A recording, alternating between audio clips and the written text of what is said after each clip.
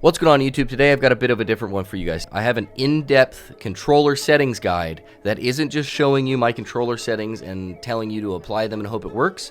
I'm going to be going through every single one of the confusing settings because it's a bit overwhelming at first, and then I'm going to be showing on screen the different values of me looking around with them at different points so you guys can make an educated decision on what is best for you in your controller settings. I haven't seen a lot of videos like this on YouTube. If you guys have my post notifications on, you probably saw the older version of this video that I accidentally posted for kids, but I thought I would do a bit more better explaining as I go through all of this. What we're going to go through is the horizontal look boosts, the zoom sensitivity multipliers, what they do, the zoom horizontal look boost, zoom look boost ramp up time, and your normal sensitivities and what they look like and how to adjust them to make them comfortable for you. So where we start off in this video is me showing off my settings, what I use day to day when I'm playing the finals.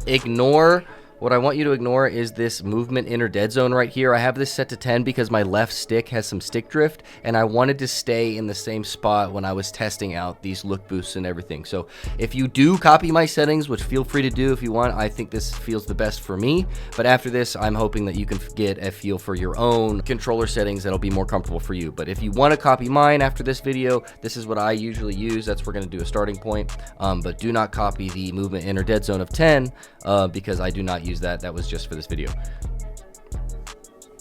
500, 500, 40, 30. And then this is me looking horizontally with my settings how they are now.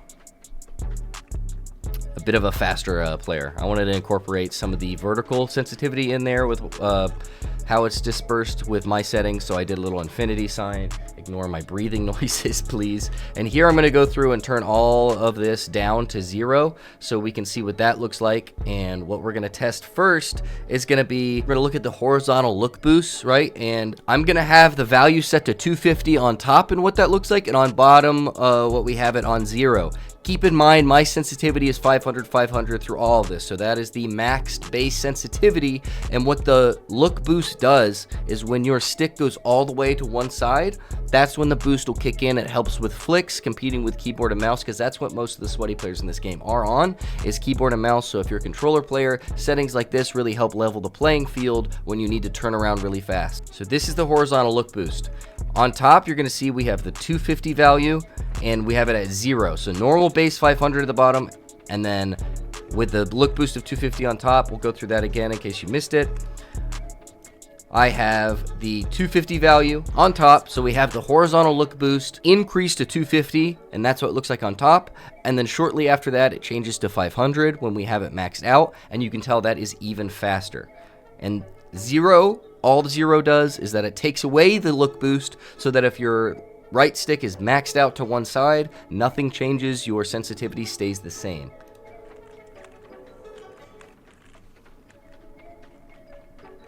And there that is. And here it is looking up and down with the vertical boost sensitivities. Now, the look boost ramp up time, what this is going to do for us is once you have that setting adjusted to the point that you really like, but say when you first ADS, you're trying to do these little micro adjustments with your right stick, what this ramp up time can do is give you a slower ADS sense, but it takes a second for you to flick in case you're reacting to something for it to start. So 1 would be a full second, 2 would be a full 2 seconds to hit full speed. I personally can't see a good play style using this, but I don't know because I am by far not an expert at all. Maybe this will fit you well. That's why I'm going to show it compared up, top, and bottom. But you can tell top takes longer to start getting to full speed, whereas 0 hits there right away.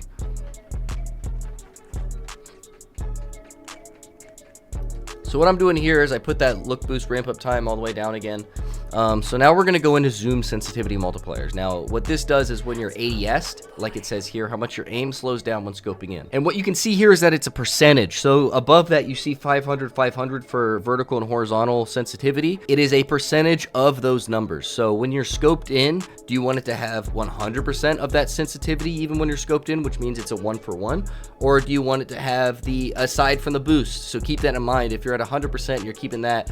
You're going to get the boosts when you're on ADS, so it's going to feel like you're going faster when you're on hipfire than when you're ADS, even though you have it at 100%. So this is excluding those boosts. Now this has a separate boost setting for when you're zoomed, but we'll get into that in a second. But what I find most comfortable to play on most games, because a lot of these games have this, this is your ADS sense multiplier. On other games, on Call of Duty, I play on a 0.65. I see at the beginning of this video, I was at 40%. I like to be really fast, hip fire, and then when I aim in, I like to be really slow so that I can really make those micro adjustments when I'm tracking people when I'm aimed in, and then if I lose my target, I can un-ADS and then ADS again and make those fine adjustments again. That's my preference, but I show all of these next to each other so you can make a decision based on what's comfortable for you. But this is going to be 100%, and then what we're going to have on top is it's going to go 0. You're going to see 0% is quite ridiculously slow. It barely moves at all, which makes sense because it's 0% of your sensitivity. And then you'll see 100, and then you'll see 200. So there's 0 on top, so very slow. There's 100, that's 1 for 1 for your sensitivity. And then we'll transition into 200%, which is now you'll ADS and go faster than your base sensitivity speed, which I don't know why you would play like that, but if you can control that on controller, props to you. You are the greatest of all time, or could be. Here I am, I'm setting it back to 65%, something I am comfortable with. And then after this, we're gonna look at the focal length scaling. Now, I did some research. I do not know what this does exactly, and I couldn't find it, but even with that being said, I still wanted to throw it on with it on and off so you guys can make an educated decision yourself. If you know what this does, let me know in the comments. I know the description says that it's the amount of pixels that move in reference to your FOV. I play on maxed out FOV, maybe that's why I don't see a lot of a difference, but if it does something else, let me know. On feels smoother. I'm thinking placebo, or maybe it does help, but these look very similar to me. This is with it on and off. I just looked back and forth. I slow it down up top in a second. I wanted to include that even though I didn't fully understand it. If you do know, please let me know in the comments so people that watch this can get that information afterwards. Here we're gonna go zoom horizontal look boost. Now we're gonna do top 250. I've been playing Call of Duty. On top is going to be 250, bottom is 0. So keep in mind this is the boost from before. The first look boost that you're getting in these settings is hip fire when you're normally moving around. This is your zoom look boost. The difference here is this is only applied when you're zoomed in. So you can have a completely different feeling game when you're ADS'd aiming at a target than when you have it on hip fire. And for us sleazy controller players out there, it's really advantageous to be able to do that because we can un-ADS and ADS and really snap in on that aim assist, even though if you are a go-to controller player like me, you play with aim assist off when you're in pubs. Ranked, different story, but in pubs, I think you shouldn't play without aim assist. It only makes you better, but that's just my opinion. Now, this, when you're zoomed in, if you have it at 250, which is the halfway mark, it'll give you a 250 boost, so a halfway to max boost while you're ADS'd. Keep in mind that's when that stick is all the way to one side, and then we will show the maxed out on 100. But this is the difference between those two settings. 0 on bottom, 250 on top. You can tell it's quite a bit faster. And then here we're gonna max it out to 500, and we can see how ridiculously fast this can be. Keep in mind my ADS multiplier is 0.65 right now, so this can be ridiculously fast. Now, we're going to put that to 500. We're going to look at the zoom look boost ramp up time. Same thing as before. See, top takes a little bit longer to get started than the bottom, so that's 1 second and 2 seconds. This goes to decimals, so you can really hone in. You don't have to choose a whole number, so you can go 0.1, 0.2, but I wanted to show the halfway mark and the max out mark. We'll look at this again. You can tell bottom gets started quicker at max speed than the top does, obviously, but that's what that does. This gives a good representation as what that does. So 1 hit max speed, and then now 2 is hitting around max speed. I wanted to make this video because I haven't seen an in-depth guide for all of these.